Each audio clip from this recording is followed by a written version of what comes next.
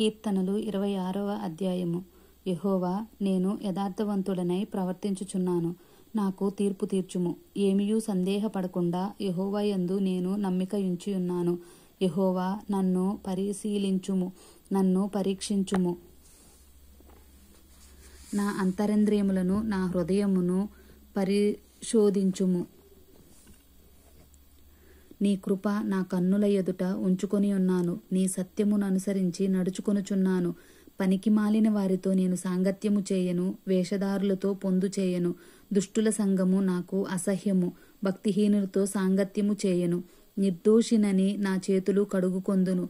యెహోవా, నీ బలిపీఠము చుట్టూ ప్రదక్షిణము చేయుదును. అచట కృతజ్ఞతాస్తుతులు చెల్లింతును. నీ ఆశ్చర్య కార్యములను వివరింతును. యెహోవా, నీ నివాస మందిరమును, నీ తేజోమహిమ నిలుచు స్థలమును నేను ప్రేమించుచున్నాను.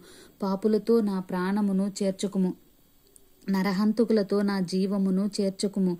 వారి చేతిలో దుష్కార్యములు కలవు. వారి కుడి చెయ్యి లంచములతో నిండి ఉన్నది.